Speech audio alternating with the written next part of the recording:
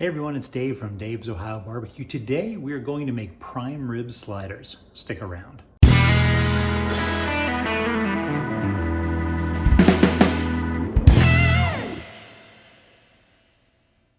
So first I want to apologize. I have not been coming out with videos at the regular speed that I usually do.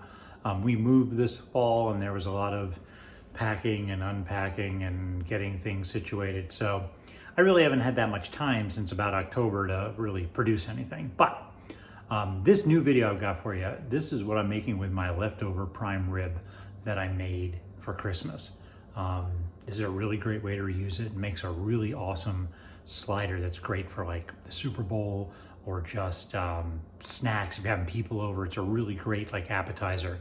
Super, super tasty and really, really easy to make. Even though I'm making these sliders in the oven, you can do this on a smoker, you can do it on a grill, whatever you want. Any way it works out fine. Just follow the temperatures and follow the procedure and they should turn out great. All right, so the first thing you need is prime rib. Now, don't worry if you haven't like smoked a prime rib recently or you don't have any laying around. Just go to the deli at the supermarket and buy, a half pound of roast beef cut pretty thin. Just regular sandwich roast beef would work great for this recipe. Next thing you're going to need is a pack of Hawaiian rolls. Now, I use the King's Hawaiian rolls, which are pretty much, I think, the gold standard in Hawaiian rolls, but Aldi makes their own brand. Every supermarket has off-brand ones, whatever ones you want. Just those sweet Hawaiian rolls that come in a pack of about 12, that's perfect for this. Now take those out of the package, don't separate them. They're all stuck together.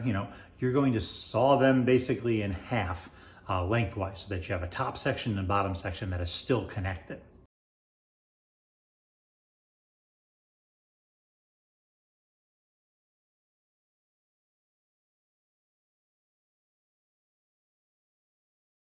All right, so for this recipe, you're gonna need some sort of liquid. You use it to sort of moisten the bottom rolls.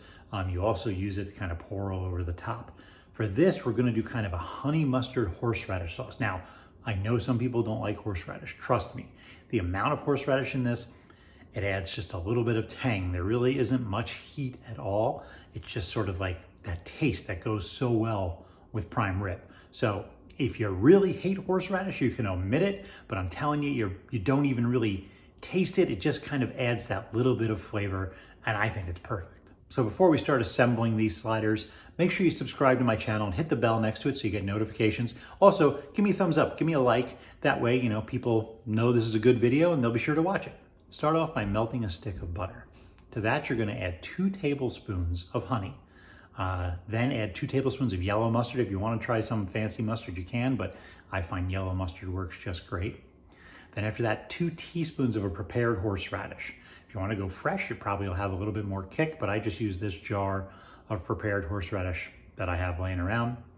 And then I also add 1 teaspoon of onion flakes to this. Mix it all together, let those onion flakes kind of rehydrate a little bit.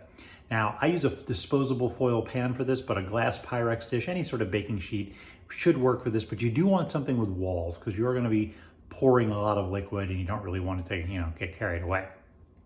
I like to lightly grease the pan first, just so nothing sticks to it, and then I put the bottom half of my buns down in the pan. I'm gonna take about half of that honey mustard liquid and I'm gonna pour it all over that bottom half there. Let it kind of soak in. First thing that goes on the bottom part of the bun, take a half cup of shredded mozzarella cheese. Just kind of spread it out equally. This adds a little bit more gooiness to it.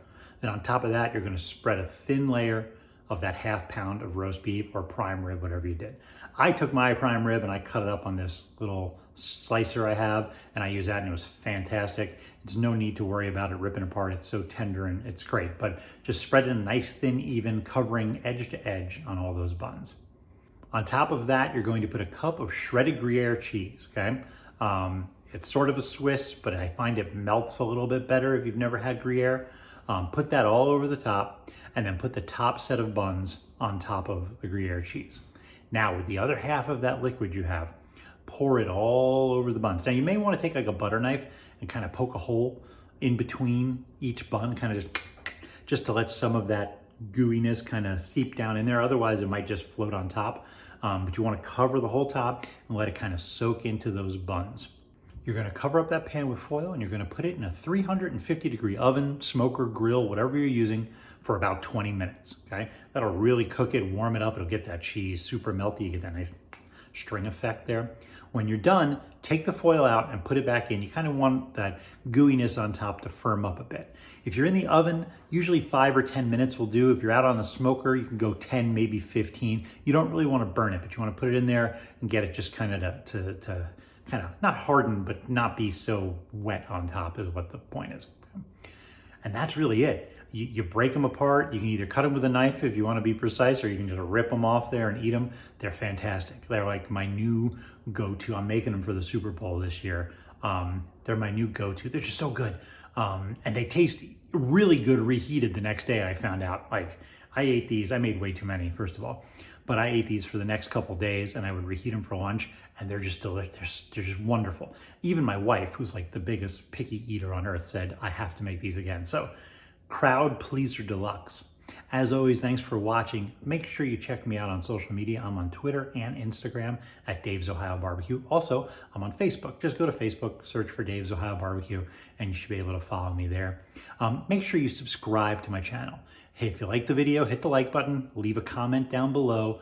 I love to talk to people that watch my videos, but also hit that little bell next to the subscribe button. That way you get notifications anytime I make a new video. Hopefully I'll have a lot more videos coming out real soon.